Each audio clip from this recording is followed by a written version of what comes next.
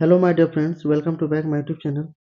तो इस वीडियो में हम लोग एनसीईआरटी क्लास 10th का जो साइंस है उसके सारे चैप्टर्स का एमसीक्यू हम लोग करेंगे, बिल्कुल चैप्टर वाइज। तो वैसे बच्चे जो 2025 में जेक बोर्ड से मैट्रिक के एग्ज़ाम देने वाले हैं तो उसके लिए वीडियो रामबाण साबित होने वाला है, क्योंकि इसमें जितने भी सारे चैप्टर्स हैं 10th क्लास में लगभग 15 से 16 चैप्टर, सारे चैप्टर्स का जो एमसीक्यू है चैप्टर वाइज आपको देखने को मिलेगा। तो क्विक रिवीजन हो जाएगा, इस वीडियो को लास्ट तक जरूर देखें, बिल्कुल आपको बोर्ड एग्जाम में बेनिफिट होने वाला है। तो पहला चैप्टर है रासायनिक अभिक्रियाएं और समीकरण। तो इससे संबंधित जो ऑब्जेक्टिव है देख सकते हैं। पहला क्वेश्चन है, नीचे दी गई अभिक्रिया के संबंध में कौन सा कथन असत्य है, कौन सा गलत है। जब पीबीओ को कार्बन के साथ अभिक्रिया करवाया जाता है तो पीबी बनता है जो कि सॉलिड फॉर्म में होता है प्लस कार्बन डाइऑक्साइड। तो कौन सा जो है असत्य है, गलत कथन है, तो ये बताना है। सीसा उपचयित हो रहा है, इस रिएक्शन में कार्बन डाइऑक्साइड उपचयित हो रहा है या फिर कार्बन उपचयित हो रहा है। ऑप्शन डी लेड ऑक्साइड उपचयित हो रहा है। तो इसका जो सही आंसर होगा ए और बी होगा, दोनों इसका जो आंसर होगा ऑप्शन ए भी होगा और ऑप्शन बी भी इसका राइट आंसर होगा। ठीक है, आगे बात करते हैं। तो यहाँ पे जो ऑप्शन है ए और बी राइट आंसर होता, तो यानी पहला ऑप्शन यहाँ पे जो होगा इस क्वेश्चन का जो होगा वो राइट आंसर होगा। अगला प्रश्न है, स्क्रीन में Fe2O3 को जब एल्युमिनियम से अभिक्रिया करवाया जाता है तो एल्युमिनियम ऑक्साइड प्लस आयरन बनता है। तो ऊपर दी गई अभिक्रिया किस प्रकार की है। ऊपर जो आपको अभिक्रिया दिख रही है वो किस प्रकार की अभिक्रिया है। संयोजन अभिक्रिया, द्विविस्थापन अभिक्रिया, वियोजन अभिक्रिया, ऑप्शन डी विस्थापन अभिक्रिया। तो फटाफट जो है करवाऊंगा आपको इसमें, इसीलिए जो है क्योंकि बहुत सारे क्वेश्चंस करवाने हैं तो थोड़ा सा रैपिड फायर में ये सेशन होगा। इसका राइट आंसर होगा विस्थापन अभिक्रिया। ऊपर का जो दिया हुआ रिएक्शन है, अभिक्रिया है, वो विस्थापन अभिक्रिया का उदाहरण है। अगला प्रश्न है, निम्नलिखित में कौन सा भौतिक परिवर्तन नहीं है। इनमें से भौतिक परिवर्तन कौन नहीं है। तो द्रवित पेट्रोलियम गैस का दहन जो है ये भौतिक परिवर्तन नहीं है। ठीक है, ऑप्शन बी द्रवित पेट्रोलियम गैस का दहन होना ये भौतिक परिवर्तन नहीं है, बाकी सारे भौतिक परिवर्तन है। और ऑप्शन बी जो है द्रवित पेट्रोलियम गैस का दहन ये रासायनिक परिवर्तन है। अगला प्रश्न है, निम्नलिखित में से कौन से प्रक्रम में रासायनिक अभिक्रिया होती है।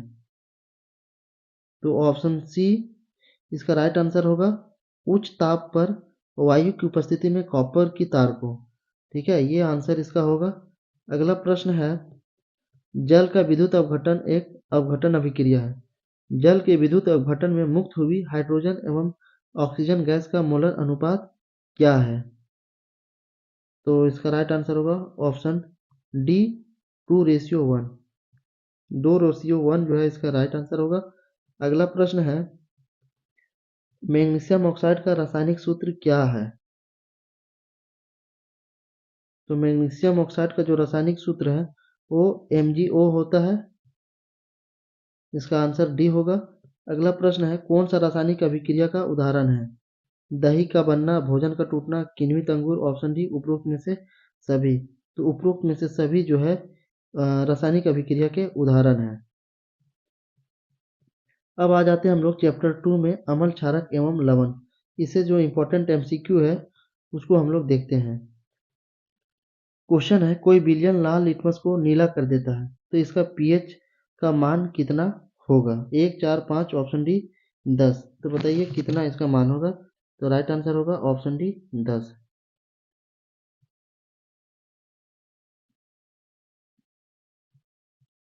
अगला प्रश्न है, कोई विलयन अंडे के पिसे हुए कवच से अभिक्रिया कर एक गैस उत्पन्न करता है जो चूने के पानी को दूधिया कर देती है। तो इस विलयन में क्या होगा। इस विलयन में क्या होगा आपसे क्वेश्चन पूछा जा रहा है। तो इसका राइट आंसर होगा ऑप्शन बी HCl यानी हाइड्रोक्लोरिक अम्ल। प्रश्न है, अपच का उपचार करने के लिए निम्न में से किस औषधि का उपयोग होता है। देखिए हम इसमें आपको एक्सप्लेन नहीं कर रहे हैं क्योंकि रैपिड फायर का ये सेशन है।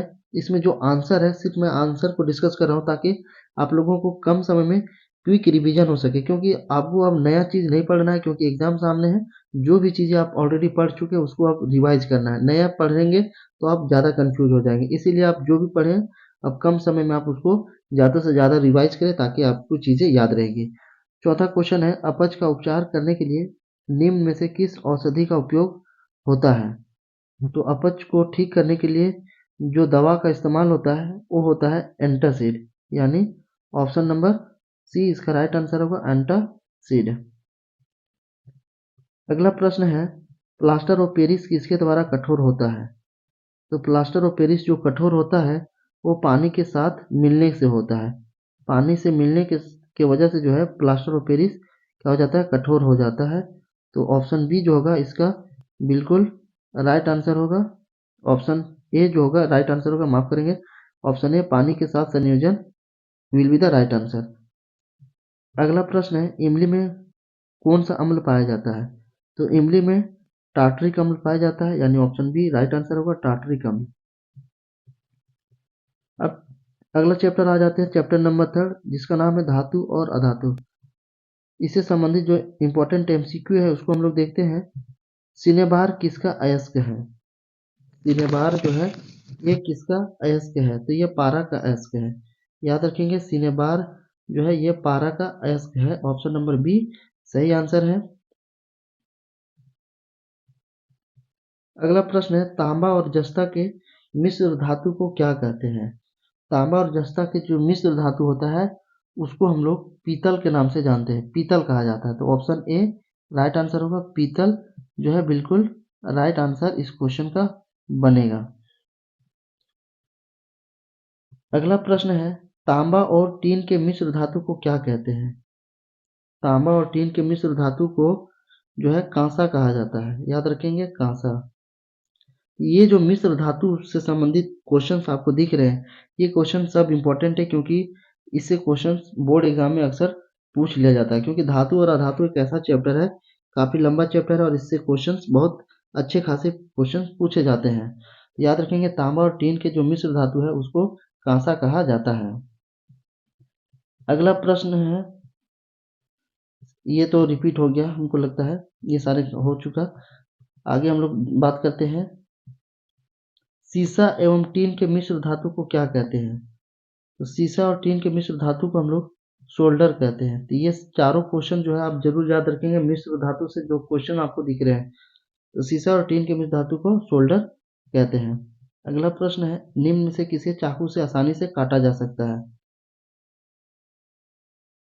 तो लिथियम को चाकू से बहुत ही आसानी से काटा जा सकता है, क्योंकि लिथियम जो होता है काफी सॉफ्ट होता है और इसे चाकू से बहुत ही आसानी से काटा जा सकता है। अगला प्रश्न है, कौन सा धातु कमरे के तापमान पर जो है द्रव अवस्था में पाया जाता है? ब्रोमीन, लोहा, पारा और तांबा। चार ऑप्शन दिए गए हैं, तो इसका राइट आंसर होगा पारा। पारा जो है पारा जो है ये कमरे के तापमान पर भी द्रव अवस्था में पाया जाता है। कमरे का तापमान कहने का मतलब है कि 25 डिग्री सेल्सियस, 25 डिग्री सेल्सियस पर जो पारा होता है वो द्रव अवस्था में पाया जाता है। अगला प्रश्न है, कौन सा धातु कमरे के तापमान पर द्रव अवस्था में रहती है? अगर पूछा अधातु है ना, कि कौन सा धातु जो है कमरे के तापमान पर द्रव अवस्था में रहती है, तो इसका राइट आंसर होगा ब्रोमीन। ब्रोमीन एक ऐसा धातु है जो कमरे के तापमान पर द्रव अवस्था में रहती है। अगला है, सबसे कठोर तत्व कौन है? तो इसका आंसर सभी को पता होगा, सबसे जो कठोर तत्व है वो है हीरा। इसका राइट आंसर कौन सा होगा? हीरा राइट आंसर होगा। ऑप्शन बी में भी हीरा दिख रहा है, तो ऑप्शन बी भी राइट ही है, क्योंकि हीरा यहाँ पे भी लिखा है, थोड़ा सा मिस्टेक हो गया है। तो option D will be the right answer. अगला है, एक अधातु जिसमें चमक होती है। एक अधातु का नाम बताना है जिसमें चमक होती है। कोयला, सल्फर, आयोडीन और ब्रोमीन। तो आयोडीन, आयोडीन क्या है?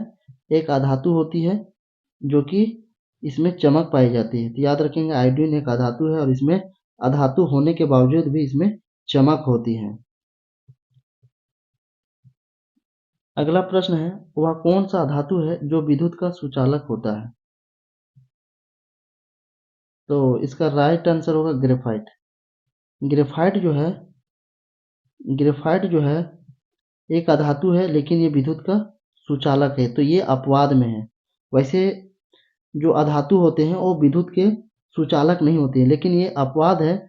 ग्रेफाइट जो है अधातु होते हुए भी विद्युत का सुचालक है, इसमें करंट बहुत ही इजीली तरीके से पास कर जाता है। अगला प्रश्न है, इनमें से कौन ठंडे जल के साथ तेजी से अभिक्रिया करती है? 4 ऑप्शंस दिए गए हैं, तो बताइए कौन जो है ठंडे जल के साथ बहुत तेजी से अभिक्रिया करती है? तो सोडियम। सोडियम बहुत ही आसानी तरीके से ठंडे जल के साथ बहुत अभिक्रिया कर जाती है। अगला प्रश्न है, लोहा पर जिंक की परत चढ़ाने की विधि को क्या कहा जाता है? तो लोहे पर जिंक की परत चढ़ाने की जो विधि होती है उस विधि को यसत लेपन कहा जाता है।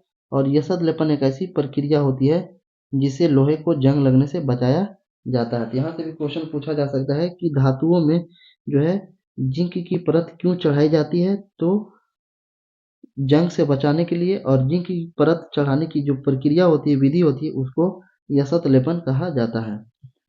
अगला प्रश्न है, कौन सा धातु हथेली पर रखने से पिघलने लगती है? तो इसका राइट आंसर होगा आपका ऑप्शन डी, गैलियम। गैलियम एक ऐसा धातु है, इसको हथेली पर रखेंगे तो ये पिघलना स्टार्ट हो जाता है, पिघलने लगती है।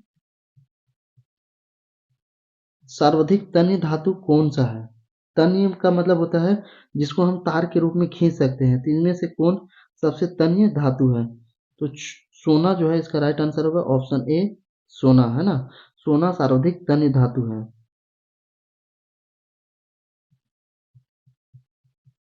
अगला प्रश्न है, निम्नलिखित में से किस धातु को केरोसिन में डुबाकर रखा जाता है?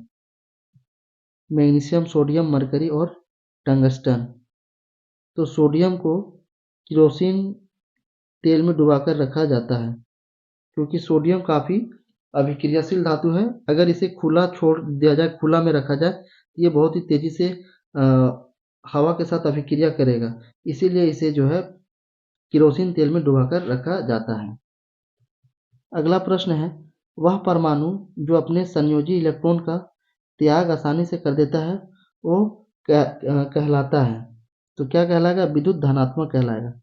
जो दान देता है वो क्या होता है? पॉजिटिव होता है, जिसके पास अधिक होता है वही न दान देता है। और जो दान देता है, जो शेयर इलेक्ट्रॉन करता है, वो पॉजिटिव चार्ज उस पर डेवलप होता है, तो विद्युत धनात्मक इसका राइट आंसर होगा। अगला है, खनिजों से संबंधित अशुद्धियों को सामूहिक रूप से क्या कहते हैं? गैंग, अपस्क, धातुमल और फलक।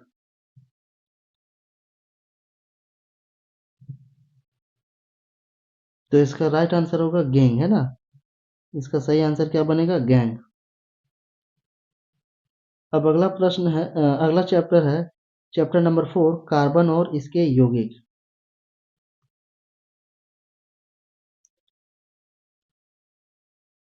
तो बताइए, पहला क्वेश्चन है, एल्केन का सामान्य सूत्र क्या है?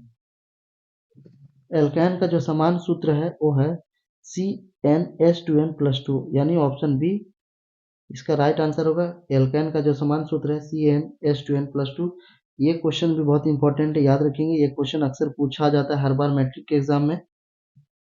अगला है, एल्कीन का सामान्य सूत्र क्या है? तो आपको जो है, जो अभी बताए, एल्केन, एल्कीन और एल्काइन, इन तीनों का जो है सूत्र आप जरूर याद रखेंगे। बताइए, एल्कीन का सामान्य सूत्र क्या होता है? तो एल्कीन का जो सामान्य सूत्र होता है वो होता है आपका CnH2n। CnH2n जो है एल्कीन का सामान्य सूत्र होता है।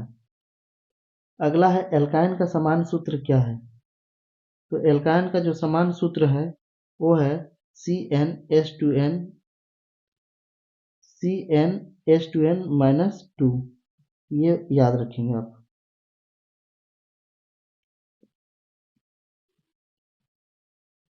अगला प्रश्न है, संपीड़ित प्राकृतिक गैस का मुख्य घटक क्या है? मेथेन, प्रोपेन, ब्यूटेन या फिर इनमें से कोई नहीं? तो इसका जो सही आंसर बनेगा मेथेन। संपीड़ित प्राकृतिक गैस का जो मुख्य घटक है मेथेन है, और इसका रासायनिक सूत्र होता है CH4। ये भी बात आप याद रखेंगे। आगे बढ़ते हैं। अगला प्रश्न है बेंजीन का अणुसूत्र क्या है? तो बेंजीन का जो अणुसूत्र होता है वो C6H6 होता है, यानी इसमें कार्बन के 6 एटम्स होते हैं और हाइड्रोजन के 6 एटम्स होते हैं। तो इसका राइट आंसर होगा ऑप्शन ए C6H6।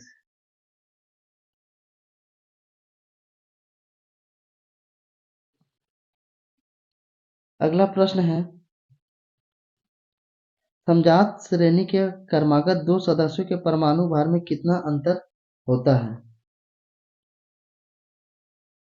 समजात श्रेणी के क्रमागत दो सदस्यों के परमाणु भार में जो अंतर होता है वो CH2 का अंतर होता है। CH2 का अंतर होता है, तो याद रखेंगे CH2 का ही अंतर होता है, यानी ऑप्शन ए सही आंसर होगा। अगला प्रश्न है निम्न में से कौन एल्डिहाइड है, यानी एल्डिहाइड का सूत्र क्या है? तो एल्डिहाइड का जो सूत्र होता है HCHO, है ना, ऑप्शन सी सही आंसर है। अगला प्रश्न है निम्न में से कौन कीटोन है? तो कीटोन जो है आपका CH3COC2H5 है, ठीक है, यानी ऑप्शन बी जो है बिल्कुल राइट आंसर है। अगला प्रश्न है -CHO प्रक्रियात्मक समूह को क्या कहते हैं? तो इस प्रक्रियात्मक समूह को जो कहते हैं वो है आपका एल्डिहाइड। ये जो है जहाँ पे भी डैश CHO ग्रुप आपको दिखेगा तो समझ जाइएगा कि ये एल्डिहाइड ग्रुप का है। ऑप्शन ए राइट आंसर होगा एल्डिहाइड। अगला प्रश्न क्या है -COOH, ये जो है किस समूह को, इस समूह को क्या कहा जाता है? एल्डिहाइड, कीटोन, अल्कोहल या फिर कार्बोक्सिलिक एसिड? तो राइट आंसर होगा कार्बोक्सिलिक एसिड, है ना, कार्बोक्सिलिक एसिड। जहाँ पे भी आपको डैश COOH दिखेगा किसी भी केमिकल फार्मूला में, तो समझ जाइएगा कि ये जो है ये कार्बोक्सिलिक एसिड ग्रुप का है। अगला है डैश OH, या फिर इसको आप माइनस में भी याद रख सकते हैं, -OH प्रज्ञात्मक समूह है। एक्चुअली ये ना माइनस है और ना ही ये डैश है। अब बस हम बेसिकली आपको याद रखने के लिए बता रहे हैं, जब आप इसमें डिटेल्स अगर मैं पढ़ाता तो बता देता कि ये क्या है। तो याद रखें आप -OH या फिर डैश OH प्रक्रियात्मक समूह क्या है? कीटोन, एल्डिहाइड, अल्कोहल, इनमें से कोई नहीं। तो राइट आंसर होगा अल्कोहल, ऑप्शन सी अल्कोहल इसका सही आंसर होगा। अब नेक्स्ट चैप्टर है चैप्टर नंबर 6 जय प्रकर्म, क्योंकि चैप्टर नंबर 5 जो है वो NCERT से हटा दिया गया है, ठीक है। तो अब हम लोग चैप्टर नंबर 6 जय प्रकर्म की बात करते हैं। इससे संबंधित जो इम्पोर्टेंट ऑब्जेक्टिव है उसको देखते हैं। इसी सारे क्वेश्चन जो होंगे सारे आपको एग्जाम में देखने को मिलेंगे। बहुत सारे क्वेश्चन जो है आपको इस सीरीज से, इस वीडियो से लड़ जाएगा। तो मनुष्य में वृक्क एक तंत्र का भाग है जो संबंधित है, किससे संबंधित है? तो किससे संबंधित है? ये है आपका उत्सर्जन से, ऑप्शन सी। वृक्क एक ऐसा तंत्र है जिसका संबंध उत्सर्जन से है। पादप में जाइलम उत्तरदायी है किसके लिए? तो जल का वहन। पादप में जाइलम हार्मोन पाया जाता है जो कि जल का वहन के लिए रिस्पॉन्सिबल है। उसका जो काम है जल का वहन करना, जल का ट्रांसपोर्ट करना। ऑप्शन ए राइट आंसर है। अगला प्रश्न है स्वयंपोषी पोषण के लिए आवश्यक है। तो स्वयंपोषी के लिए जो आवश्यक है वो है आपका कार्बन डाइऑक्साइड तथा जल, क्लोरोफिल और सूर्य का प्रकाश। तीनों जो है स्वयंपोषी के लिए आवश्यक फैक्टर है, इसलिए ऑप्शन डी राइट आंसर होगा। स्वयंपोषी पोषण के लिए जो है ये तीनों चीजें आवश्यक है, इसलिए इस क्वेश्चन को जो राइट आंसर बनेगा ऑप्शन डी बनेगा। अगला प्रश्न है पाइरूवेट के विखंडन से यह कार्बन डाइऑक्साइड, जल तथा ऊर्जा देता है और यह क्रिया कहाँ होती है? बेसिकली पूछा जा रहा है कि पाइरूवेट के विखंडन से कार्बन डाइऑक्साइड, जल तथा ऊर्जा बनता है, तो यह क्रिया जो है कहाँ पर होती है? ये जो क्रिया होती है ये माइटोकॉन्ड्रिया में होती है। Option B mitochondria will be the right answer. अगला प्रश्न है क्षुद्रांश में प्रोटीन का पाचन किस एंजाइम द्वारा होता है? तो ट्रिप्सिन के द्वारा होता है। ट्रिप्सिन याद रखेंगे, क्षुद्रांश में प्रोटीन का जो पाचन होता है वो ट्रिप्सिन एंजाइम के द्वारा होता है। अगला प्रश्न है श्वसन की प्रक्रिया के दौरान प्रथम चरण में ग्लूकोज कोशिका द्वार में 3 कार्बन अणु में विखंडित होता है यानी टूटता है, तो उस अणु का क्या नाम है? तो उस अणु का जो नाम है वो है पायरूवेट। पायरूवेट राइट आंसर होगा, पायरूवेट। अगला प्रश्न है मनुष्य का हृदय कितने कोष्ठ में बटा होता है? तो मनुष्य का जो हार्ट होता है, हृदय होता है, वो 4 चेंबर में बटा होता है। ऑप्शन बी 4 चेंबर इसका राइट आंसर है।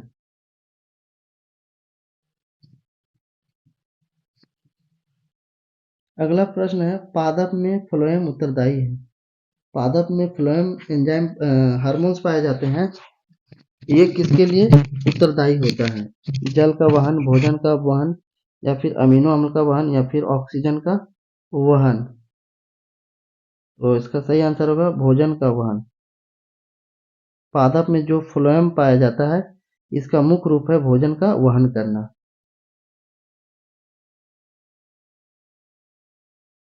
आगे बढ़ते हैं। अगला प्रश्न क्या है मनुष्य रक्त में उपस्थित यूरिया की समान मात्रा कितनी होती है? तो इंसान के ब्लड में जो यूरिया की जो नॉर्मल मात्रा होती है वो 20 मिलीग्राम होती है, यानी ऑप्शन बी 20 mg इसका सही आंसर होगा। अगला प्रश्न है मैग्नीशियम पाया जाता है किसमें? मैग्नीशियम पाया जाता है तो क्लोरोफिल में मैग्नीशियम पाया जाता है। याद रखेंगे क्लोरोफिल में मैग्नीशियम पाया जाता है। ऑप्शन ए इस क्वेश्चन का राइट आंसर है। अगला प्रश्न है प्रकाश संश्लेषण द्वारा किसकी प्राप्ति होती है? तो प्रकाश संश्लेषण के द्वारा ग्लूकोज की प्राप्ति होती है। Option C glucose. अगला प्रश्न क्या है मत्स्य का मुख्य श्वसन अंग कौन सा है? मछली जो है, मछली का मुख्य श्वसन अंग कौन सा है? त्वचा, फेफड़ा, गिल्स, या फिर ऑप्शन डी नाक? तो गिल्स। जो मछली होती है वो गिल्स से ही सांस लेती है, तो ऑप्शन सी राइट आंसर है। अगला है रेजिन एवं गोंद कहाँ संचित रहता है? रेजिन एवं गोंद से संबंधित क्वेश्चन पूछा गया है और ये कहाँ पे संचित रहता है? तो ये जो संचित रहता है पुराने जाइलम में रहता है, तो याद रखेंगे रेजिन एवं गोंद जो होता है पुराने जाइलम में संचित होता है। अगला प्रश्न है निम्नलिखित में कौन उत्सर्जी अंग है? उत्सर्जी अंग पूछा जा रहा है। तो उत्सर्जी अंग कौन से अंग होते हैं जो हमारे बॉडी में अपशिष्ट पदार्थ को बाहर निकालने का काम करता है? तो वृक्क भी एक उत्सर्जी अंग है, क्योंकि जो वृक्क है किडनी है ब्लड में मिले हुए जो अशुद्धि होती है उसको फिल्टर करके यूरिन के द्वारा बाहर निकालने का काम करती है, तो वृक्क एक उत्सर्जी अंग है। तो ऑप्शन ए राइट आंसर है। अब नेक्स्ट चैप्टर है चैप्टर नंबर 7 जिसका नाम है नियंत्रण एवं समन्वय। तो इससे संबंधित जो इम्पोर्टेंट एमसीक्यू है आप स्क्रीन में देख रहे होंगे। पहला क्वेश्चन है निम्नलिखित में से कौन सा पादप हार्मोन है? पादप हार्मोन बताना है कि इनमें से कौन है। तो पादप हार्मोन कौन है? इंसुलिन नहीं है, थायरोक्सिन भी नहीं है, एस्ट्रोजन, ये सारे जो है ह्यूमन हार्मोन है। ये सारे जो बनते हैं वो ह्यूमन के बॉडी में बनते हैं। यहाँ पे मात्र ऑप्शन डी साइटोकिनिन जो है ये पादप हार्मोन है, तो ऑप्शन डी साइटोकाइनिन एक पादप हार्मोन है। बाकी ऊपर के ए बी सी जो है ये मनुष्य के अंदर होने वाले उत्पन्न होने वाले हार्मोन हैं। अगला प्रश्न है दो तंत्रिका कोशिका के मध्य खाली स्थान को क्या कहते हैं? तो इसका राइट आंसर होगा सिनेपस। दो तंत्रिका कोशिका के जो मध्य खाली स्थान होता है उसको सिनेप्स के नाम से जाना जाता है, सिनेप्स कहा जाता है, तो ऑप्शन बी याद रखेंगे। अगला प्रश्न है, मस्तिष्क उत्तरदायी है किसके लिए? हम लोग अपने ब्रेन से क्या क्या करते हैं, सोचते हैं। हृदय स्पंदन के लिए भी उत्तरदायी है, शरीर का संतुलन बनाने के लिए भी जिम्मेदार है, यानी ऑप्शन डी राइट आंसर होगा। मस्तिष्क जो है ऊपर के दिए हुए सारी कामों के लिए उत्तरदायी है, इसलिए इसका जो राइट आंसर होगा ऑप्शन डी होगा। अगला है, हार्मोन स्रावित होता है किससे होता है? चार ऑप्शंस आपको दिख रहे हैं और बताना है कि हार्मोन स्रावित होता किससे है। तो हार्मोन जो स्रावित होता है वो अंतःस्रावी ग्रंथियों से होता है। हमारे बॉडी में अंतःस्रावी ग्रंथि होती है जिससे हार्मोन रिलीज होता है, यानी ऑप्शन ए इसका सही आंसर है। अगला प्रश्न है, ग्वाइटर जिसे घेंगा रोग भी कहा जाता है, तो घेंगा रोग क्यों होता है, क्यों पनपता है? चीनी की कमी से, आयोडीन की कमी से, रक्त की कमी से या फिर मोटापा से? तो मनुष्य में जो घेंगा रोग होता है वो आयोडीन की कमी से होता है, इसीलिए कहा जाता है कि हर इंसान को अच्छे नमक, अच्छे क्वालिटी की नमक और अच्छे पानी का सेवन करना चाहिए। अगर आप आयोडीन युक्त नमक का इस्तेमाल नहीं करते हैं तो आपको जो है घेंगा रोग हो सकता है। अगला प्रश्न क्या है, कौन सा पादप नियंत्रक फल बेचने वालों द्वारा उपयोग किया जाता है? तो इथाइलिन का उपयोग किया जाता है, याद रखेंगे। पादप नियंत्रण जो होते हैं फल बेचने वाले, उसके द्वारा इथाइलिन का इस्तेमाल किया जाता है फल को पकाने के लिए। अगला प्रश्न है, निम्नलिखित में से कौन सी एक अंतःस्रावी और बाह्यस्रावी ग्रंथि दो प्रकार की होती है? तो अग्नाशय जो है ये अंतःस्रावी और बाह्यस्रावी दोनों ग्रंथि है। अग्नाशय इसका सही आंसर होगा, जिसे इंग्लिश में पैनक्रियाज कहा जाता है। अगला प्रश्न है, मानव में डायलिसिस थैली है नेफ्रॉन, इसका राइट आंसर कौन सा होगा? नेफ्रॉन। ये नेफ्रॉन ही जो है हमारे ब्लड को फिल्टर करता है और ब्लड में जितने भी अशुद्धि होती है उसको यूरिन के माध्यम से बाहर निकालने का काम करता है। तो ऑप्शन ए नेफ्रॉन कहा, नेफ्रॉन इसका राइट आंसर होगा। अगला प्रश्न है, भोजन का पचना किस प्रकार की अभिक्रिया है? भोजन का पचना इनमें से किस प्रकार की अभिक्रिया है? तो भोजन का पचना एक उपचयन अभिक्रिया है, ऑप्शन ए राइट आंसर है। अगला प्रश्न है, थायरोक्सिन हार्मोन के संश्लेषण के लिए कौन सा तत्व आवश्यक है? तो थायरोक्सिन हार्मोन के संश्लेषण के लिए जो आवश्यक तत्व है वो है आयोडीन, ऑप्शन सी आयोडीन इसका राइट आंसर है। अगला प्रश्न है, वृद्धि हार्मोन का स्राव किस ग्रंथि से होता है? वृद्धि हार्मोन जो हमारे बॉडी में रिलीज होता है वो किस ग्रंथि से रिलीज होता है, निकलता है? चार ऑप्शंस आपको दिख रहे होंगे, तो राइट आंसर होगा पीयूष ग्रंथि। पीयूष ग्रंथि से एक हार्मोन निकलता है जो कि वृद्धि हार्मोन होता है और हमारी हाइट को बढ़ाने के लिए जो है रिस्पॉन्सिबल होती है, उत्तरदायी होती है। अगला प्रश्न है, पत्तियों का मुरझाना किस हार्मोन के प्रभाव के कारण होता है? तो पत्तियों का मुरझाना जो होता है वो किस हार्मोन के द्वारा होता है? तो एब्सिक्सिक अम्ल के द्वारा होता है, याद रखेंगे। एब्सिक्सिक अम्ल के द्वारा ही जो होता है पादपों की जो पत्तियां होती है वो मुरझाना स्टार्ट हो जाती है। तो पत्तियों का मुरझाना जो है एब्सिक्सिक अम्ल जो होता है इसी के प्रभाव के कारण होता है।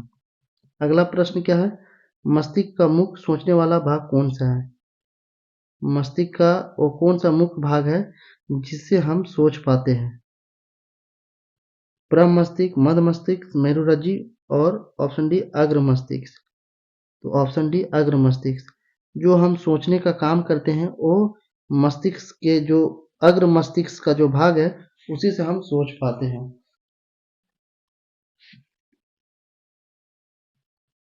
नेक्स्ट प्रश्न है, अनैच्छिक क्रियाएं जैसे रक्तदाब, लार आना तथा वमन आदि मस्तिष्क के किस भाग द्वारा कंट्रोल होती है, नियंत्रित होती है?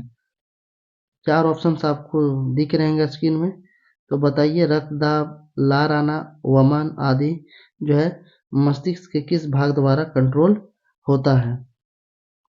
तो ये जो है मेडुला के द्वारा होता है, याद रखेंगे मेडुला इसका बिल्कुल सही आंसर होगा।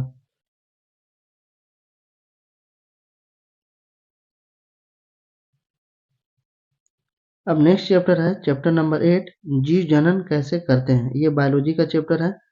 अब इसमें देखते हैं हम लोग कुछ इंपॉर्टेंट ऑब्जेक्टिव क्वेश्चंस, और ये सारे क्वेश्चंस इंपॉर्टेंट है, एग्जाम में बिल्कुल आपको देखने को मिलेंगे, लड़ जाएंगे इसी सेशन से, इसी वीडियो से आपको बहुत सारे क्वेश्चंस बोर्ड एग्जाम में आपको देखने को मिलेंगे। तो अलैंगिक जनन मुकुलन द्वारा होता है कि इसमें अमीबा में, ईस्ट में, प्लाज्मोडियम में या फिर लेशमानिया में। तो बताइए इसका क्या आंसर होगा। इसका जो आंसर होगा आपका ऑप्शन नंबर बी ईस्ट है ना, ऑप्शन नंबर बी ईस्ट।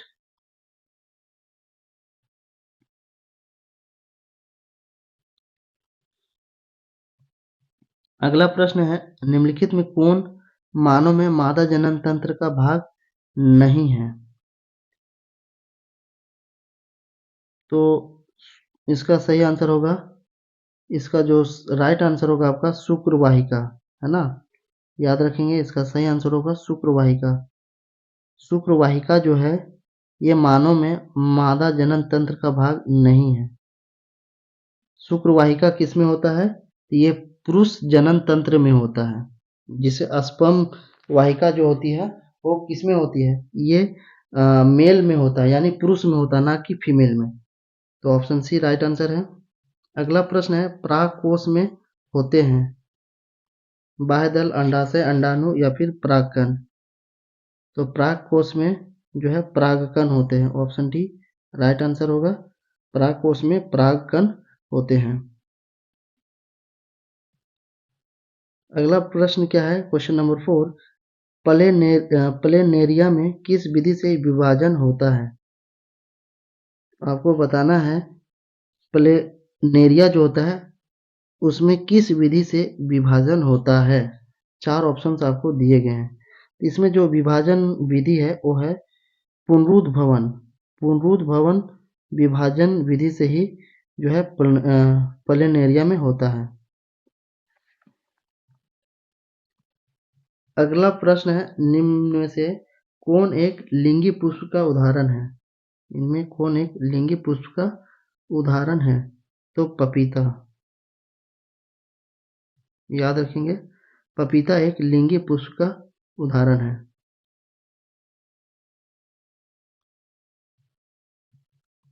अगला प्रश्न है पराग कणों के पुंकेसर से वर्तिक्राग तक स्थानांतरण की प्रक्रिया को क्या कहते हैं?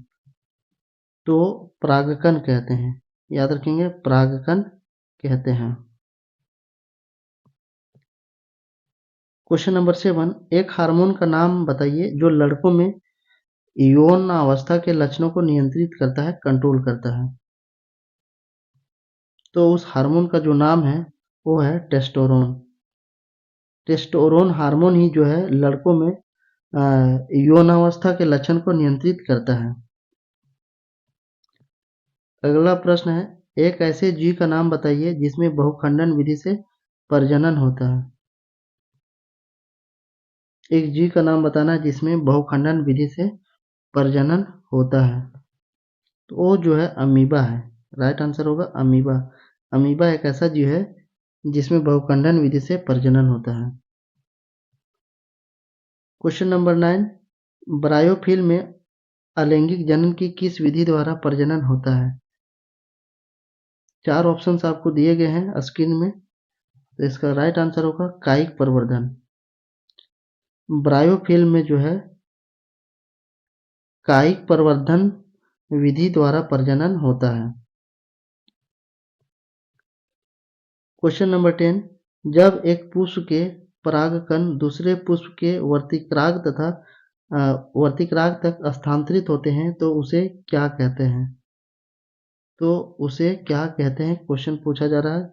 तो उसे जो है परागकण कहा जाता है। जब एक पुष्प के परागकण दूसरे फूल के वर्तिक्राग तक ट्रांसफर होता है तो उसे पर परागण कहा जाता है। Option number B.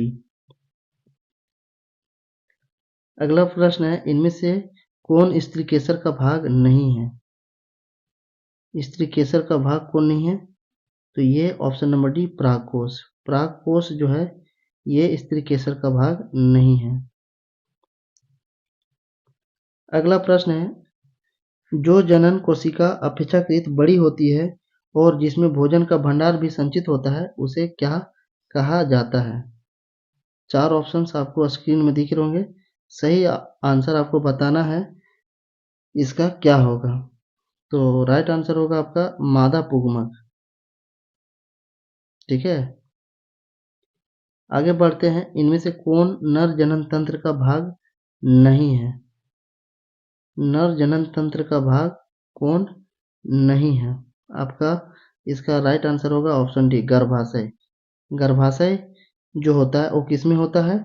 मादा जनन तंत्र होता है। गर्भाशय किस में पाया जाता है? तो फीमेल में पाया जाता है, ना कि नर में। इसीलिए जो है ये नर जनन तंत्र नहीं है बल्कि ये मादा जनन तंत्र है। बाकी वृषण, शुक्रवाहिनी और शुक्राणु ये तीनों जो है ये नर जनन तंत्र का भाग है। और गर्भाशय नर जनन तंत्र का भाग नहीं है बल्कि ये मादा जनन तंत्र का भाग है, क्योंकि गर्भाशय लड़कियों में पाया जाता है। अगला चैप्टर है चैप्टर नंबर 9, जिसका नाम है आनुवांशिकता एवं जैव विकास। तो इससे संबंधित जो है क्वेश्चन आप देखें। मेंडल के एक प्रयोग में लंबे मटर के पौधे जिनके बैंगनी पुष्प थे का संस्करण बौने पौधे जिनको सफेद पुष्प थे से कराया गया। इनकी संतति के सभी पौधे में पुष्प बैंगनी रंग के थे, परंतु उनमें से लगभग आधे बौने थे। इसे कहा जा सकता है कि लंबे जनक पौधे की आनुवांशिक रचना निम्न थी। आप जब मेंडल की जब आप एक्सपेरिमेंट पढ़े होंगे चैप्टर क्लास जो 10th का जो साइंस है चैप्टर 8 में, तो आप इसको बहुत आसानी से समझ पा रहे होंगे। तो इसका जो राइट आंसर बनेगा आपका, इसका जो सही आंसर होगा आपका वो होगा number C, option number C. Option number C जो होगा इसका बिल्कुल सही आंसर होगा। आगे बात करते हैं, अगला प्रश्न क्या है?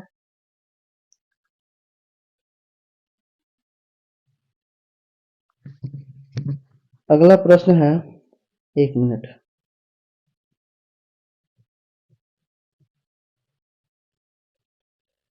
समजात अंगों का उदाहरण है। बताइए समजात अंग का उदाहरण कौन है? हमारा हाथ तथा कुत्ते के अग्रपाद, हमारे दांत तथा हाथी के दांत, आलू एवं घास के ऊपरी भुस्तारी, ये तीनों जो है समजात अंगों के उदाहरण हैं। तो ऑप्शन डी, उपरोक्त में से सभी। ऊपर के दिए हुए सभी ऑप्शन समजात अंगों के उदाहरण हैं। आगे बढ़ते हैं, अगला प्रश्न क्या है? विकासीय दृष्टिकोण से हमारे किस से अधिक समानता है? तो चीन के विद्यार्थी से है, याद रखेंगे। विकासीय दृष्टिकोण से सबसे अधिक जो समानता है वो चीन के विद्यार्थी से है। नेक्स्ट प्रश्न है, सब्जी की एक टोकरी में गाजर, आलू, मूली और टमाटर रखे हैं। बताइए कि इनमें से कौन सी सब्जियां सही समजात संरचनाओं को प्रतिनिधित्व करती हैं? तो राइट आंसर होगा मूली और गाजर। ऑप्शन डी, मूली और गाजर इस क्वेश्चन का राइट आंसर है। अगला प्रश्न है, मेंडल ने अपने प्रयोग के लिए किस पौधे का चयन किया था? साधारण मटर, अड़हुल, गुलाब और शहतूत। इसका राइट आंसर जो होगा साधारण मटर होगा। इसका आंसर सभी को पता होगा। अगर थोड़ा बहुत भी सीरियसली होकर आप अगर किताब पढ़े होंगे तो इसका आंसर बहुत आसानी से आप कर पाएंगे।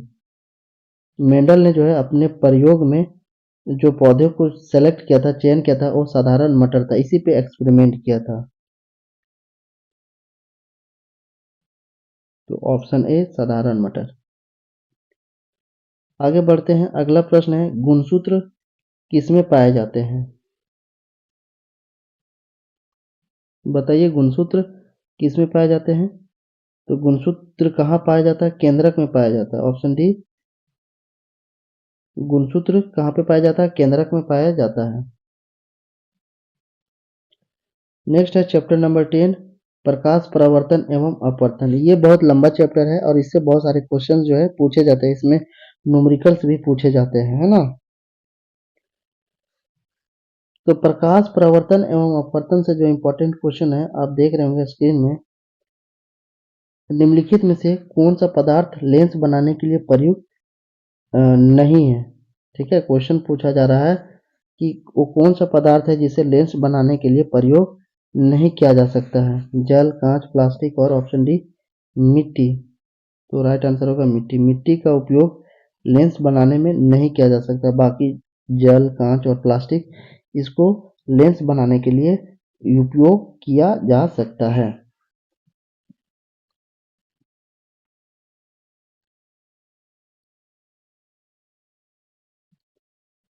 अगला प्रश्न है, किसी बीम का अवतल दर्पण द्वारा बना स्थिति आभासी, सीधा तथा बीम से बड़ा पाया गया वस्तु होनी चाहिए। वस्तु की जो है होनी चाहिए मुख्य फोकस तथा वक्रता केंद्र के बीच, वक्रता केंद्र पर, या फिर ऑप्शन सी वक्रता केंद्र से परे। परे का मतलब होता है दूर।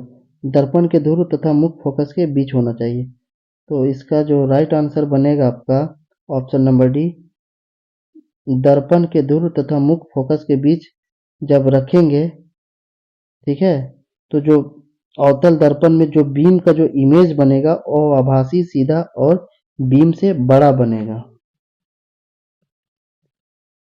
अगला प्रश्न है, किसी बीम का वास्तविक तथा समान साइज का प्रतिबिंब प्राप्त करने के लिए बीम को उत्तल लेंस के सामने कहाँ रखा जाए? चार ऑप्शंस दिख रहे हैं आपको स्क्रीन में। तो बताइए इसका आंसर क्या होगा? जो है ये चैप्टर को अच्छे से पढ़े होंगे, जिसकी कॉन्सेप्ट क्लियर होगा, वही बच्चा इस क्वेश्चन को सही आंसर कर पाएगा। अगर जो अच्छे से नहीं पढ़ा होगा तो इस क्वेश्चन को बिल्कुल भी नहीं कर पाएगा, फिर लास्ट में वो तुक्का ही लगाएगा। तो इसका राइट आंसर होगा फोकस दूरी की दोगुनी पर। फोकस दूरी की दोगुनी दूरी पर जब रखेंगे तो क्या होगा? उत्तल लेंस में जो इमेज बनेगा वो क्या बनेगा? वास्तविक तथा समान साइज का बनेगा। अगला प्रश्न क्या है, किसी गोलीय दर्पण तथा किसी पतले गोलीय लेंस दोनों की फोकस दूरी 15 सेंटीमीटर है। दर्पण तथा लेंस समझौता है, वो बताना है नेचर की कौन सा लेंस है। दोनों उत्तल या फिर दर्पण अवतल है तथा लेंस उत्तल है। ऑप्शन डी, दर्पण उत्तल तथा लेंस उत्तल। तो दोनों के दोनों कौन से होंगे? दोनों के दोनों जो होंगे उत्तल होंगे। अगला प्रश्न है, किसी दर्पण से आप चाहे कितनी ही दूरी पर खड़े हो आपका प्रतिबिंब हमेशा सीधा प्रतीत होता है, तो वो कौन सा दर्पण होगा? वो दर्पण का नाम बताना है।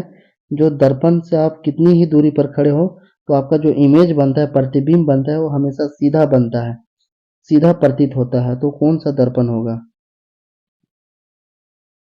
तो वो जो होगा समतल या उत्तल दर्पण। समतल और उत्तल दर्पण में ही जो है इमेज हमेशा सीधा बनता है।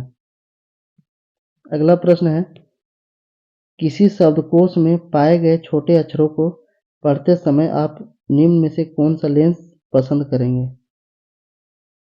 आप किसी डिक्शनरी में छोटे अक्षरों को पढ़ रहे हैं तो उस छोटे अक्षरों को पढ़ते समय आप कौन सा लेंस को पसंद करेंगे? तो इसका राइट आंसर होगा 5 सेंटीमीटर फोकस दूरी का एक उत्तल लेंस।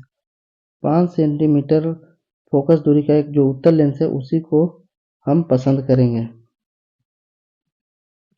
अगला प्रश्न है, किसी गोलीय दर्पण की फोकस दूरी उसकी वक्रता त्रिज्या की क्या होती है? ये बहुत अच्छा प्रश्न है। किसी गोलीय दर्पण की जो फोकस दूरी होती है उसकी वक्रता त्रिज्या की आधी होती है, क्योंकि जो फॉर्मूला होता है वो फॉर्मूला क्या होता है? F is equal to R by 2। तो ऑप्शन ए राइट आंसर होगा। ठीक है, F is equal to R by 2 होता है।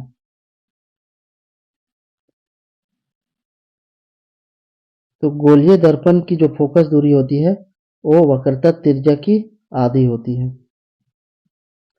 अगला प्रश्न है, गोलीय दर्पण की फोकस दूरी और वक्रता त्रिज्या में क्या संबंध है? तो अभी बताएं क्या संबंध है। आप इसका आंसर बहुत आसानी से बता सकते हैं। वो संबंध जो है R is equal to 2F है। ठीक है, R is equal to 2F है, क्योंकि F इज इक्वल टू क्या होता है, F is equal to R upon 2 होता है। तो R इज इक्वल टू क्या हो जाएगा, 2F हो जाएगा। ठीक है,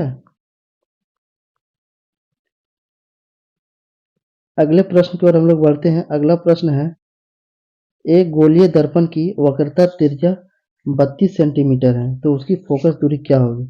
तो फोकस दूरी बराबर अभी बताए कि क्या होता है, R अपॉन 2 होता है। तो वक्रता त्रिज्या दिया गया 32 सेंटीमीटर, 32 अपॉन 2, तो 16 सेंटीमीटर इसका सही आंसर होगा। यानी ऑप्शन ए राइट आंसर होगा, 16 सेंटीमीटर। अगला प्रश्न है, उत्तल दर्पण द्वारा बना प्रतिबिंब हमेशा कैसा होता है? तो उत्तल दर्पण द्वारा जो बना प्रतिबिंब होता है वो हमेशा सीधा होता है। तो याद रखेंगे, उत्तल दर्पण द्वारा जो बना प्रतिबिंब होता है वो हमेशा सीधा होता है।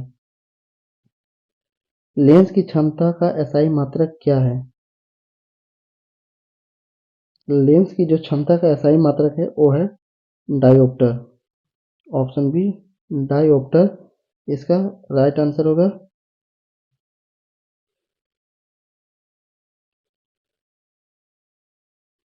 यानी P is equal to 1/f होता है। लेंस की जो पावर होती है वो मेजर किया जाता है डायोप्टर में, जिसे कैपिटल डी से डिनोट किया जाता है।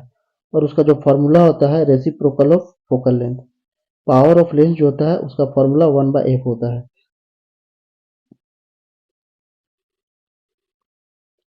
अगला प्रश्न है, वाहनों के पीछे दृश्य दर्पण के रूप में किस दर्पण का उपयोग किया जाता है? यानी जो वाहन होते हैं उसमें पीछे देखने के लिए कौन से दर्पण का उपयोग किया जाता है? आप बाइक या फिर मोटरसाइकिल या फिर फोर व्हीलर चलाते होंगे तो उसमें देखते होंगे एक साइड मिरर लगा होता है। तो साइड मिरर जो लगा होता है वो किस दर्पण का बना होता है? अवतल, उत्तल, समतल या फिर इनमें से कोई नहीं। तो उत्तल दर्पण का बना होता है। उत्तल दर्पण का ही क्यों बना होता है? क्योंकि उत्तल दर्पण में हमेशा जो इमेज बनता है वो सीधा बनता है, इसीलिए पीछे देखने के लिए उत्तल दर्पण का इस्तेमाल किया जाता है गाड़ी वगैरह में। अगर उत्तल दर्पण का इस्तेमाल अगर नहीं किया जाए, तो अगर अवतल का किया जाएगा तो सीधा इमेज नहीं बनेगा, तो फिर एक्सीडेंट होने के चांसेस बढ़ जाएंगे। और उत्तल दर्पण में क्या होगा, इमेज जो पीछे से जो गाड़ी आ रहा होगा उसका जो इमेज बनेगा बिल्कुल सीधा बनेगा। अगला प्रश्न है, वाहनों के अग्रदीपों में किस दर्पण का उपयोग किया जाता है? वाहन के जो अग्रदीप होते हैं, जो हेडलाइट होते हैं, वो किस दर्पण का बना होता है, उसमें कौन से दर्पण का इस्तेमाल किया जाता है? तो वो जो होता है अवतल दर्पण होता है। याद रखेंगे, अवतल दर्पण। अगला प्रश्न है, सोलर कुकर में किस गोलीय दर्पण का उपयोग किया जाता है? सोलर कुकर में जो गोलीय दर्पण इस्तेमाल किया जाता है, यूज किया जाता है, वो होता है आपका अवतल दर्पण। ऑप्शन है अवतल दर्पण। अगला प्रश्न है, प्रश्न नंबर 15, लेंस की क्षमता और उसकी फोकस दूरी में क्या संबंध है? तो थोड़ी देर पहले ऊपर में बताया कि दोनों के बीच क्या संबंध है, वो है P is equal to 1/f। यानी ऑप्शन नंबर ए। आगे बात करते हैं, अगला चैप्टर है चैप्टर नंबर 11, मानव नेत्र एवं रंग बिरंगी दुनिया। ये भी बहुत ही अच्छा चैप्टर है, इससे भी बहुत सारे क्वेश्चंस पूछे जाते हैं। मानव नेत्र एवं रंग बिरंगी दुनिया, इसमें इंपॉर्टेंट ऑब्जेक्टिव देख रहे होंगे। पहला क्वेश्चन है मानव नेत्र में किस प्रकार का लेंस लगा रहता है। मानव नेत्र में किस प्रकार का लेंस लगा रहता है ये बताइए। उत्तल लेंस, अवतल लेंस या फिर बाइफार का लेंस या फिर इनमें से कोई नहीं। तो ऑप्शन है उत्तल लेंस। मानव का जो आंख होता है, नेत्र होता है, उसमें उत्तल लेंस लगा रहता है। अगला है आंख के रंगीन भाग को क्या कहते हैं। तो आंख के रंगीन भाग को आइरिस कहते हैं।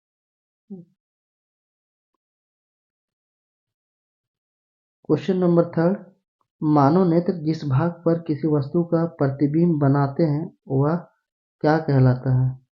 कॉर्निया, परितारिका, पुतली या फिर दृष्टि पटल। तो राइट आंसर होगा दृष्टि पटल। याद रखेंगे, इसका राइट आंसर होगा दृष्टि पटल। मानव के नेत्र में जिस भाग पर वस्तु का जो इमेज बनता है, प्रतिबिंब बनता है, वो क्या कहलाता है, दृष्टि पटल कहलाता है। यहीं पे जो है किसी भी ऑब्जेक्ट का मानव के आंख में इमेज बनता है। अगला प्रश्न है समान नेत्र के लिए निकट बिंदु क्या है। ये भी बहुत अच्छा क्वेश्चन, इसमें स्टार मार्क लगा लेंगे। ये क्वेश्चन जो है पूछा जा सकता है। तो 25 सेंटीमीटर राइट आंसर है।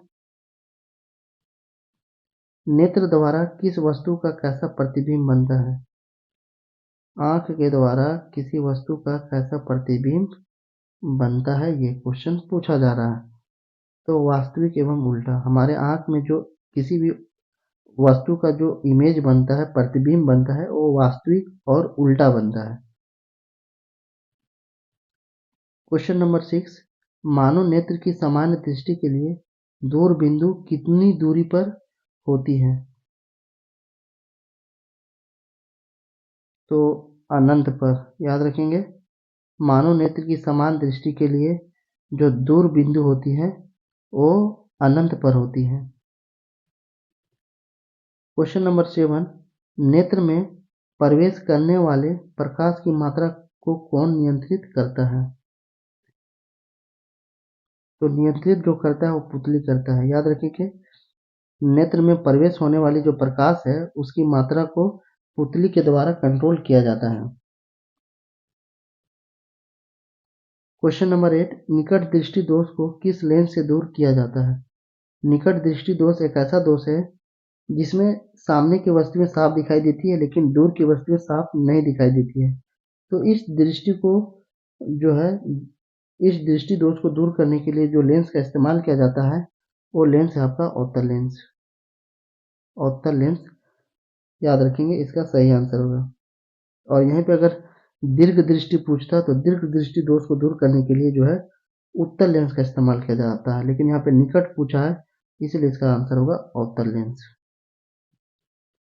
आगे बढ़ते हैं, क्वेश्चन नंबर 10 डिस्कस करते हैं। क्वेश्चन नंबर 10 क्या पूछा जा रहा है, जरा दृष्टि दोष को किस लेंस से दूर किया जाता है। जरा दृष्टि दोष जो होता है इसे किस लेंस के द्वारा ठीक किया जाता है। तो इसे बाइफोकल लेंस के द्वारा किया जाता है। बाइफोकल लेंस के द्वारा जरा दृष्टि दोष को ठीक किया जाता है। अगला प्रश्न है इंद्रधनुष बनने का क्या कारण है। आसमान में अक्सर आप देखते होंगे 7 रंग के जो है इंद्रधनुष दिखाई देता है, तो वो क्यों बनता है, इसके पीछे के कारण क्या है। इसके पीछे का जो कारण है वो है आपका वर्ण विक्षेपण, अपवर्तन तथा पूर्ण आंतरिक परावर्तन, यानी ऑप्शन सी। प्रकाश के अपवर्तन और पूर्ण आंतरिक परावर्तन की वजह से जो है आसमान में इंद्रधनुष बनते हैं। क्वेश्चन नंबर 12, तारे का टिमटिमाना प्रकाश के किस घटना को दर्शाता है। तो आसमान में तारे का टिमटिमाना जो है ये प्रकाश के अपवर्तन की जो फिनोमिना होती है उसको दर्शाता है। ऑप्शन नंबर बी, प्रकाश का अपवर्तन। तो आसमान में देखते होंगे रात को तारे टिमटिमाते हुए नजर आते हैं, तो ये जो फिनोमिना देखने को मिलता है ये कैसे होता है, प्रकाश के अपवर्तन के वजह से होता है।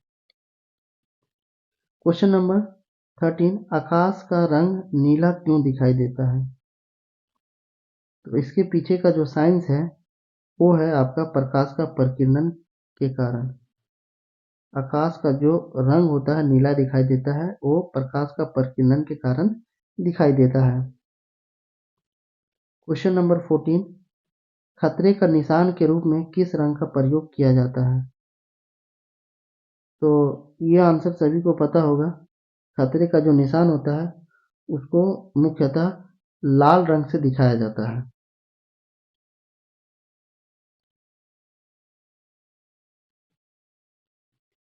क्वेश्चन नंबर 15, नेत्र लेंस की फोकस दूरी में परिवर्तन किया जाता है। नेत्र लेंस की जो फोकस दूरी होती है उसमें परिवर्तन किया जाता है तो सिलियरी पेशियों द्वारा। ऑप्शन सी याद रखेंगे, सिलियरी पेशियों द्वारा नेत्र लेंस की जो फोकस दूरी होती है उसको परिवर्तन किया जाता है, बदला जाता है। अब अगला चैप्टर है चैप्टर नंबर 12, जिसका नाम है विद्युत, इलेक्ट्रिसिटी। इस चैप्टर से पहला इंपॉर्टेंट क्वेश्चन है, विद्युत धारा का एसआई मात्रक क्या है? विद्युत धारा का एसआई मात्रक क्या है? तो एम्पियर है, याद रखेंगे। विद्युत धारा का एसआई मात्रक एम्पियर है। क्वेश्चन नंबर 12, निम्नलिखित में कौन सा पद विद्युत परिपथ में विद्युत शक्ति को निरूपित नहीं करता है? तो इसका जो सही आंसर होगा option number D, V square R. V square upon R जो है ये विद्युत परिपथ में विद्युत शक्ति को निरूपित नहीं करता है। क्वेश्चन नंबर 3, दो चालक तार जिनके पदार्थ लंबाई तथा व्यास समान है किसी विद्युत परिपथ में पहले श्रेणी क्रम में और फिर बाद में पार्श्व क्रम में संयोजित किए जाते हैं। तो श्रेणी क्रम तथा पार्श्व क्रम संयोजन में उत्पन्न ऊष्मा का अनुपात क्या होगा? तो दोनों का जो अनुपात होगा वो होगा 1:4 होगा, यानी ऑप्शन नंबर सी। अब आइए बात करते हैं चैप्टर नंबर 13, विद्युत धारा के चुंबकीय प्रभाव से। ये भी बहुत इंपॉर्टेंट प्रश्न है, इंपॉर्टेंट चैप्टर है, इससे भी बहुत सारे क्वेश्चंस पूछे जाते हैं। तो निम्नलिखित में से कौन किसी लंबे धारावाही तार के निकट चुंबकीय क्षेत्र का सही वर्णन करता है?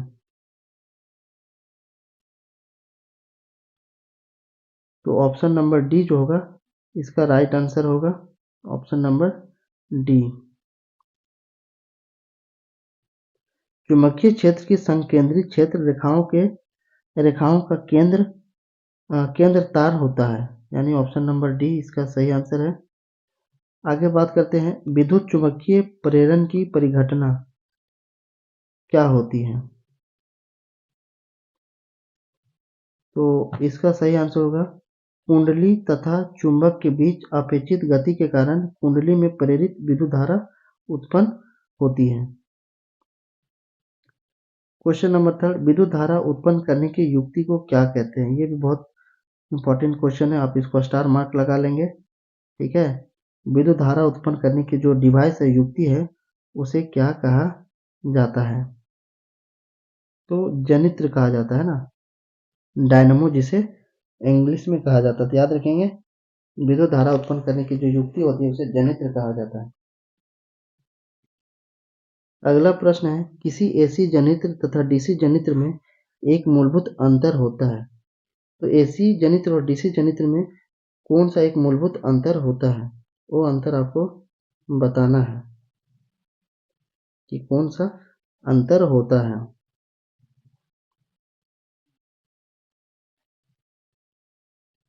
तो अंतर पढ़िए और इसका आंसर बताइए। एसी जनित्र में विद्युत चंबक होते हैं जबकि डीसी मोटर में अस्थायी चुंबक होता है। नहीं, यह तो गलत है, ये जो है दूसरा है, डीसी जनित्र उच्च वोल्टेज का जनन करता है, ये भी बात गलत है। एसी जनित्र उच्च वोल्टता का जनन करता है। उसके बाद चौथा है, एसी जनित्र में सर्पी वलय होते हैं जबकि डीसी जनित्र में दिक् परिवर्तक होता है। हाँ, ये जो है बेसिक डिफरेंस होता है दोनों में। एसी जनित्र और डीसी जनित्र में जो डिफरेंस होता है ये बेसिक डिफरेंस होता है, ऑप्शन डी। अगला प्रश्न है, लघु पतन के समय परिपथ में विद्युत धारा का मान होता है। लघु पतन के समय जो होता है परिपथ में विद्युत धारा का जो मान होता है वो होता क्या है, आपको बताना है। तो बहुत अधिक बढ़ जाता है। ऑप्शन नंबर सी, बहुत ही अधिक बढ़ जाता है। क्वेश्चन नंबर 6, विद्युत फ्यूज विद्युत धारा के किस सिद्धांत पर काम करता है? ऊष्मीय, चुंबकीय, रासायनिक, इनमें से कोई नहीं।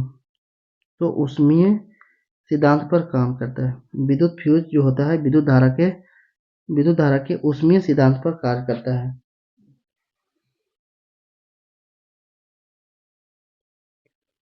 क्वेश्चन नंबर 7, विद्युत घंटी किस प्रभाव पर कार्य करती है?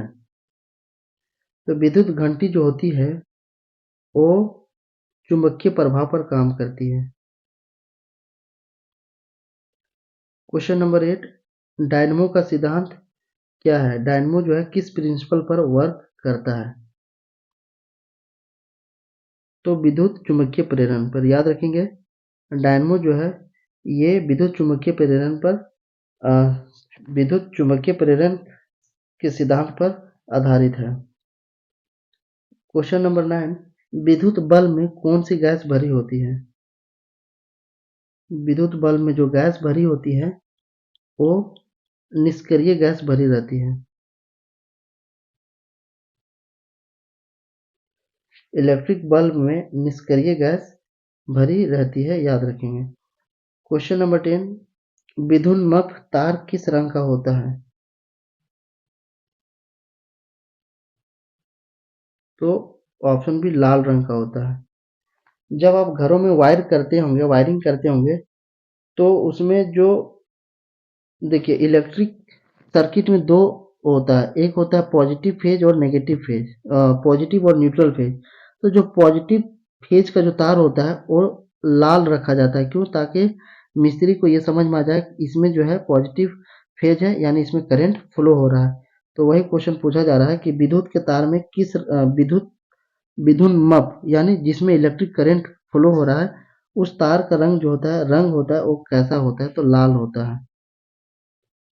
क्वेश्चन नंबर, घरेलू विद्युत परिपथ में उदासीन तार का रंग कैसा होता है? बाकी आप किसी भी तरीके का रख सकते हैं इंडिकेशन के लिए, लेकिन जो बेसिकली न्यूट्रल के लिए जो वायर इस्तेमाल किया जाता है उसका कलर जो होता है वो होता है आपका काला, और पॉजिटिव फेज के लिए जो कलर होता है वो रेड होता है। अगला है, चुंबकीय क्षेत्र का एसआई मात्रक क्या है? चुंबकीय क्षेत्र का एसआई मात्रक क्या है? तो टेस्ला है।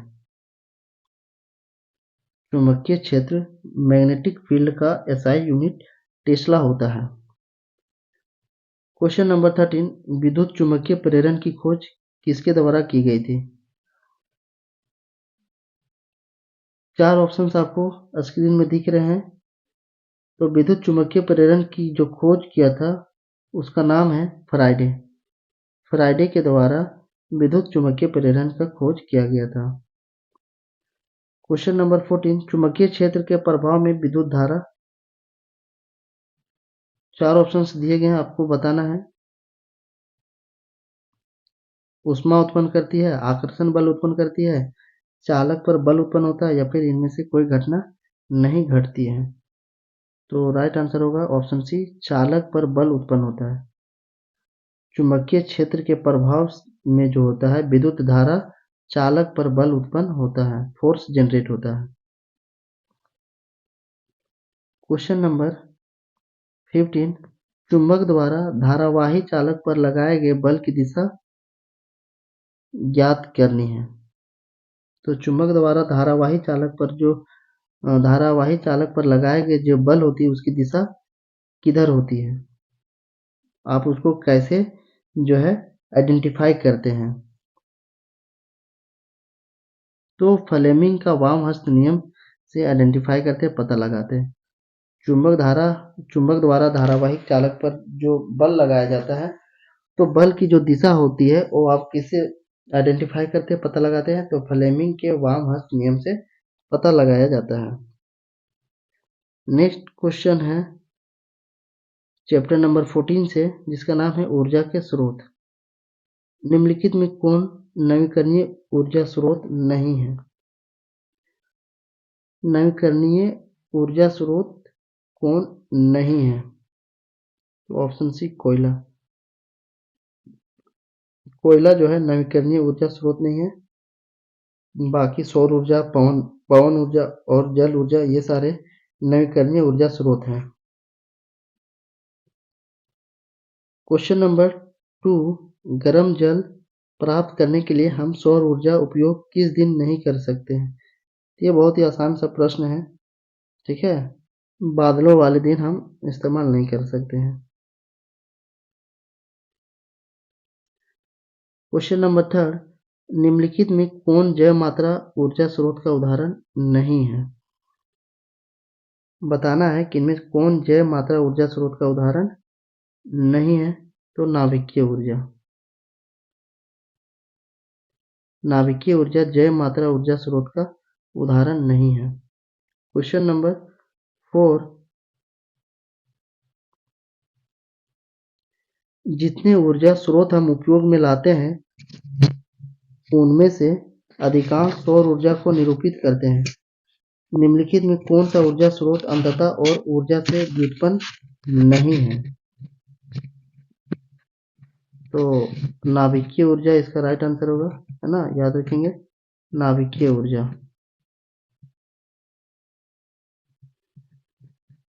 क्वेश्चन नंबर 5, सौर सेल बनाने के लिए किस तत्व का उपयोग किया जाता है? ये भी बहुत इंपॉर्टेंट प्रश्न है, आप इसको भी स्टार मार्क लगा लेंगे। तो सौर सेल बनाने के लिए जो है कौन सा तत्व का इस्तेमाल किया जाता है? तो वो है सिलिकॉन।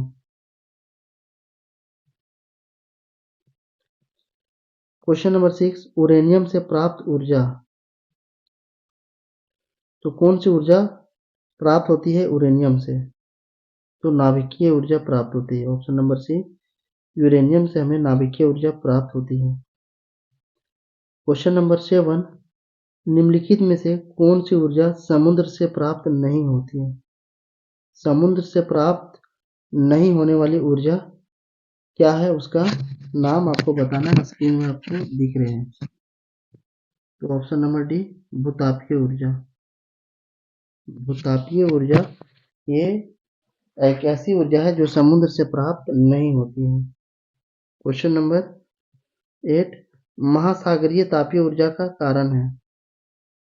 महासागरीय तापीय ऊर्जा का कारण है। ऑप्शन नंबर ए, महासागर में विभिन्न स्तरों पर ताप में अंतर। महासागरीय जो तापीय ऊर्जा होता है, बनता है, उसका मुख्य कारण है महासागर में विभिन्न लेवल पर, अलग अलग लेवल पर टेम्परेचर में अंतर होता है, जिसकी वजह से महासागरीय तापीय ऊर्जा उत्पन्न होती है। अगला प्रश्न है, विश्व का सबसे महत्वपूर्ण नवीकरणीय ऊर्जा संसाधन है।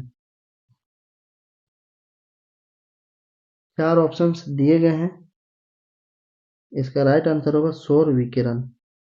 सौर विकिरण एक ऐसा नवीकरणीय ऊर्जा संसाधन है जो सभी विश्व के लिए बहुत ही महत्वपूर्ण है। अब अगला प्रश्न है चैप्टर नंबर 15 से है, हमारा पर्यावरण। पहला क्वेश्चन है, निम्न में से कौन से समूह में केवल जैव निम्नीकरण पदार्थ हैं? इनमें से कौन से समूह में केवल जैव निम्नीकरणीय पदार्थ है? ये क्वेश्चन आपसे पूछा जा रहा है। तो इसका जो राइट आंसर बनेगा आपका, ऑप्शन पहले पढ़िए, घास, फूस तथा चमड़ा, घास, लकड़ी तथा प्लास्टिक, फलों के छिलके, केक एवं नींबू का रस, केक, लकड़ी एवं घास। तो ए में भी है और सी में भी है और डी में भी है। जो निम्नीकरण पदार्थ है वो आपको ऑप्शन ए में भी दिख रहा है, सी में भी दिख रहा है और डी में भी दिख रहा है। तो इसीलिए इसका जो आंसर होगा ऑप्शन नंबर ए भी होगा, ऑप्शन नंबर सी भी होगा और ऑप्शन नंबर डी भी होगा।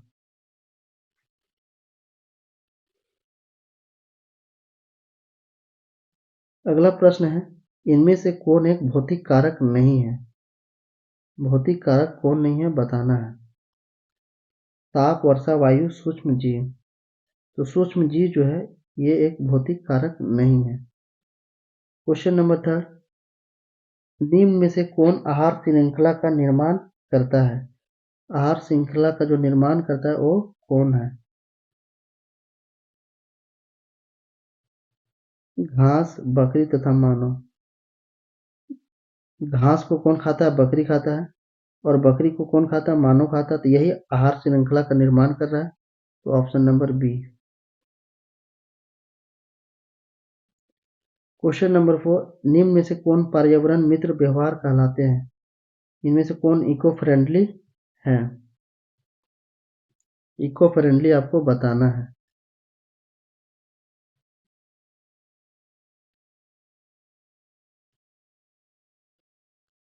बाजार जाते समय सामान के लिए कपड़े का थैले ले जाना।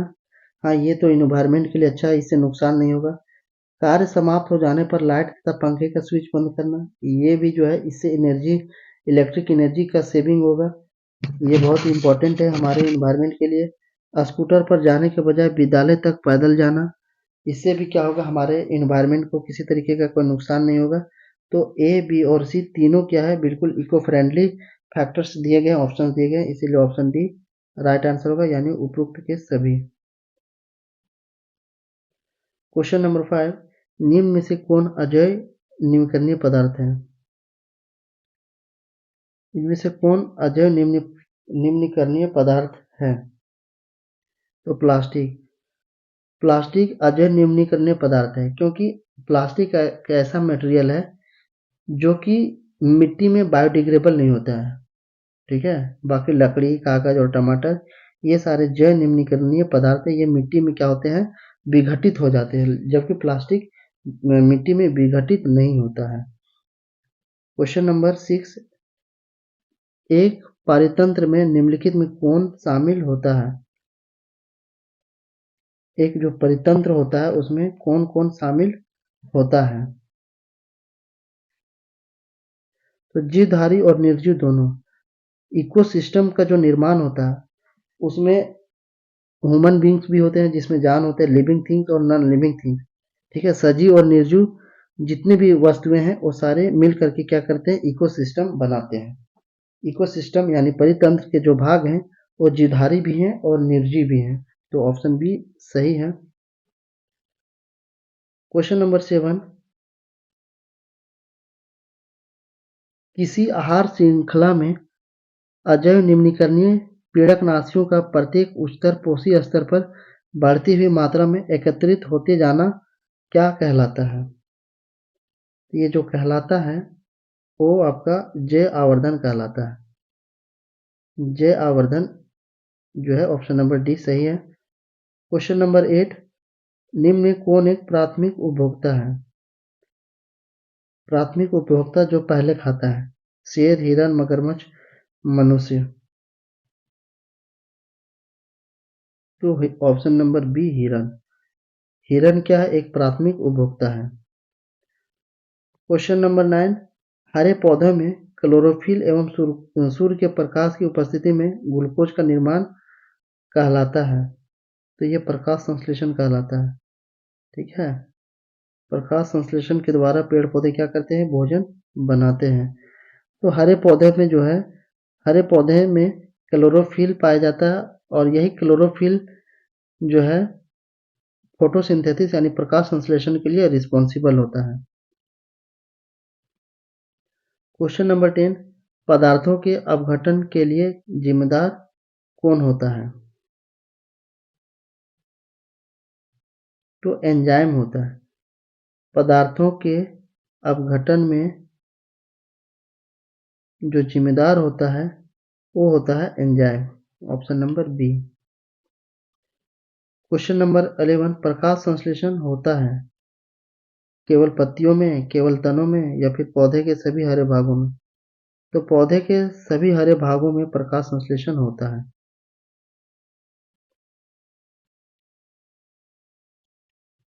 क्वेश्चन नंबर 12, खाद्य श्रृंखला में एक पोषण स्तर से दूसरे पोषण स्तर तक प्रवाहित होने वाली ऊर्जा का प्रतिशत कितना होता है? तो ऊर्जा का जो प्रतिशत होता है वो लगभग 10% होता है। Option number B. अब लास्ट चैप्टर है चैप्टर नंबर 16, जिसका नाम है प्राकृतिक संसाधनों का प्रबंधन। इससे भी बहुत सारे अच्छे अच्छे इंपॉर्टेंट क्वेश्चंस बनाए जा सकते हैं और इससे भी पूछे जाते हैं। चिपको आंदोलन का मुख्य उद्देश्य क्या था? तो चिपको आंदोलन का जो मुख्य उद्देश्य था वो जंगलों को कटने से बचाना। ठीक है, ऑप्शन नंबर डी, जंगलों को काटने से बचाना ही जो है चिपको आंदोलन का मुख्य उद्देश्य था। क्वेश्चन नंबर 2, चिपको आंदोलन किसके नेतृत्व में हुआ था? तो सुंदरलाल बहुगुणा के नेतृत्व में हुआ था। याद रखेंगे, चिपको आंदोलन जो है वो सुंदरलाल बहुगुणा के नेतृत्व में हुआ था।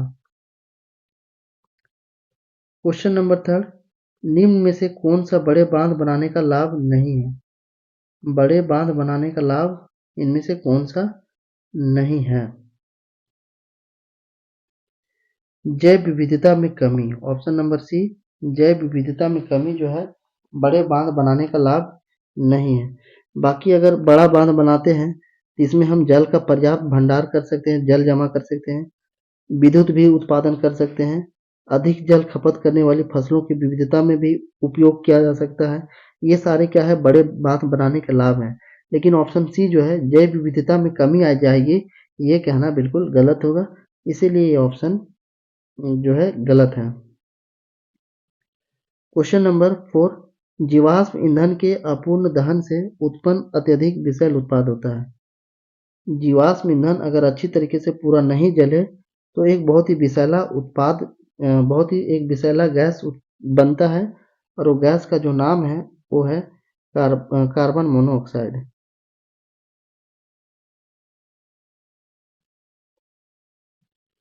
क्वेश्चन नंबर 5, खादिम पाए जाते हैं? तो राजस्थान में पाए जाते हैं। याद रखेंगे, खादिम राजस्थान में पाए जाते हैं। नेक्स्ट प्रश्न है question number 6, Ganga action plan कब शुरू हुआ था? तो गंगा एक्शन प्लान जो शुरू किया गया है वो 1985 यानी 1985 में किया गया है। क्वेश्चन नंबर 7, बेतला राष्ट्रीय उद्यान किस राज्य में अवस्थित है? बेतला राष्ट्रीय उद्यान जो है ये झारखंड राज्य में उपस्थित है, और ये झारखंड का एकमात्र नेशनल पार्क है। बेतला राष्ट्रीय उद्यान जो है ये झारखंड का एकमात्र नेशनल पार्क है। क्वेश्चन नंबर 8, सरदार सरोवर बांध किस नदी पर बनाया गया है? तो ऑप्शन नंबर सी, नर्मदा। याद रखेंगे, सरदार सरोवर बांध जो है नर्मदा नदी पर बनाया गया है। क्वेश्चन नंबर 9, टिहरी बांध किस नदी पर बनाया गया है? टिहरी बांध जो है ये गंगा यानी भागीरथी नदी पर बनाया गया है। याद रखेंगे, टिहरी बांध गंगा नदी पर बनाया गया है। क्वेश्चन नंबर 10, चिपको आंदोलन कब प्रारंभ किया गया था? और ये जो चिपको आंदोलन है सुंदरलाल बहुगुणा के नेतृत्व में किया गया था, और चिपको आंदोलन का जो मुख्य उद्देश्य था पेड़ों को कटने से बचाना। यहाँ पे पूछा जा रहा है कि चिपको आंदोलन जो है कब प्रारंभ किया गया था? तो 1970 में किया गया था। चिपको आंदोलन की जो शुरुआत की गई थी 1970 में की गई थी। क्वेश्चन नंबर 11, चिपको आंदोलन का संबंध गढ़वाल के किस गांव से है? तो उस गांव का जो नाम है जिसका संबंध चिपको आंदोलन से है उस गांव का नाम है रेनी।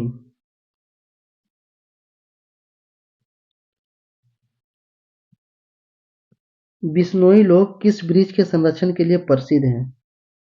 बिश्नोई समाज जो होता है जंगल और जंगलों के जो जानवर होते हैं स्पेशली हिरन को अपने बच्चे की तरह क्या करते हैं, पालते हैं।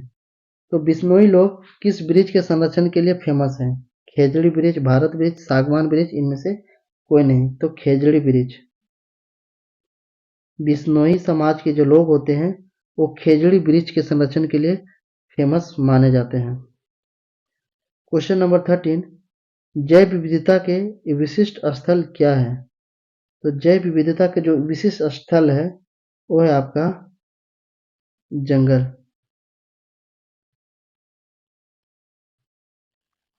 ठीक है, ऑप्शन नंबर सी जंगल इस क्वेश्चन का बिल्कुल राइट आंसर है।